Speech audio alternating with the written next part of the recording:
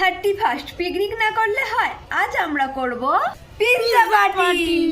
1 তারিখে বাপির জন্মদিন থাকায় দিদি বানাচ্ছিল কেক, আর এদিকে পিৎজার জন্য যা যা সবজিগুলো লাগবে আমি সব কেটে রেডি করে নিয়েছিলাম।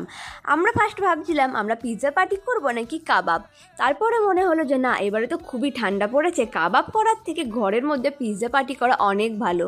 আর যা যা পিৎজাতে সবজি লাগবে সবই আমাদের বাড়িতে ছিল, সেই জন্য আমরা পিৎজা পার্টিটাই বাড়িতে করলাম। আর এখানে আমাদের পিৎজাগুলো দেখতে খুবই সুন্দর হয়েছিল। টোটাল আমরা 5টা পিৎজা বানিয়েছিলাম, তার মধ্যে একটা আমরা আগেই খেয়ে ফেলেছি।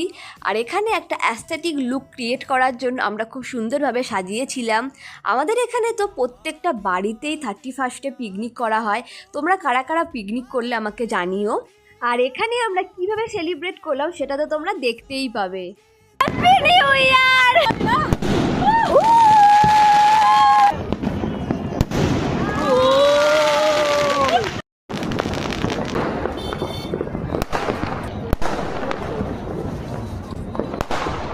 তারপরে দেখি আমার দুটো ছোটোবেলাকার বন্ধু রাত 12টার সময় আমার সাথে দেখা করতে এসেছিলো।